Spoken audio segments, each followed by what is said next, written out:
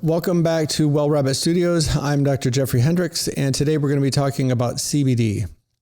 So I'm going to answer a few questions that I've been getting about CBD from people who are wanting to try it but are hesitant for one reason or another.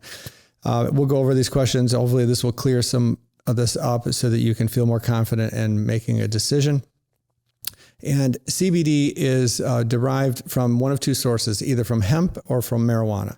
And it's been a lot in the news. There's been a lot of hype about it. It's pretty exciting that the Farm Bill passed a few years ago. This took hemp off of Schedule 1. It used to be essentially a Schedule 1 narcotic. It completely removed it from the schedule. So it's no longer under the purview of the DEA at all. And that's as long as it's CBD that's derived from hemp. If it's derived from marijuana, it's still technically under the purview of the DEA and can be a problem. So most of the manufacturers are getting it from hemp these days. Now, the other thing I want to say on, and just make sure that people are clear, CBD and hemp oil are not the same thing. You can buy hemp oil on some other sites that sell everything under the sun, but you cannot buy CBD there. So they're different. They're not the same thing at all. There's orders of magnitude difference in terms of how beneficial they would be. So what are the questions I get for people that want to try it but haven't yet? There's a number of them. I'll go over them one by one. So the first question is, which one should I take? And there's really two main categories that CBD falls into, either isolate or full or broad spectrum.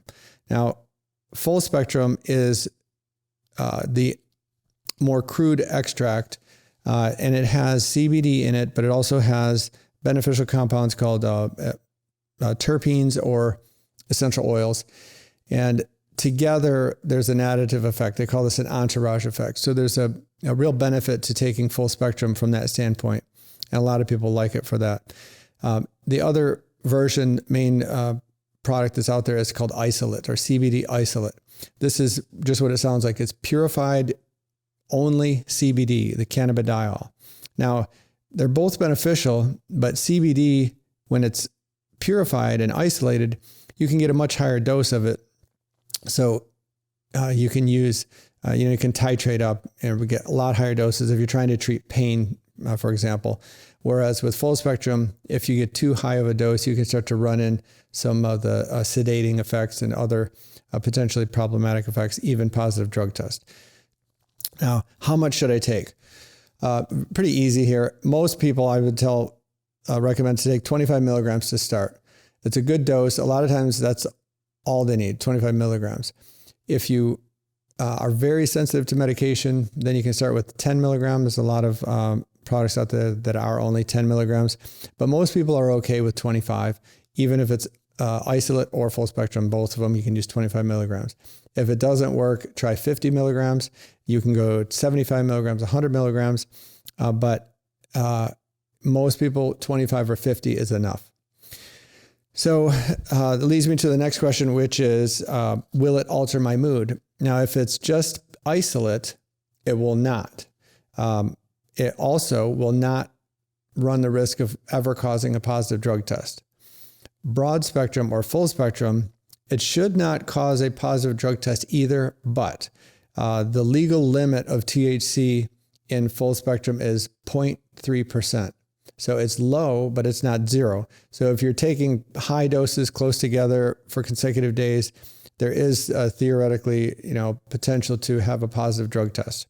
Next question is, why is it so expensive? Or, does it need to be this expensive? And the truth is, it was a lot more expensive for the raw material a few years ago when it first was legalized, just because of supply and demand, and also because a lot of the isolation and purification technology was being perfected. But it's not as expensive as I'm seeing it online. It shouldn't be that high. I know how much it costs to make this stuff. I know, I talked to the owners of the farms. I talked to the owners of the purification plants, and I encapsulate and bottle every day. So I know what these costs are. So I am in the process of helping another brand make some products that are really high dose, that are really pure, that are tested, and these are done at the highest quality facilities in the country. And we're probably looking at September, October 2022 when these will be released. And I'll make a note of that, but this will be under the Dr. Amber MD brand.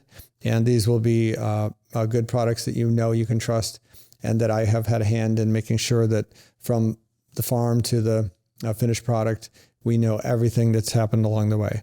The last question was, does it work? Well, it definitely works. There's definitely efficacy, and we know there's some good studies behind it.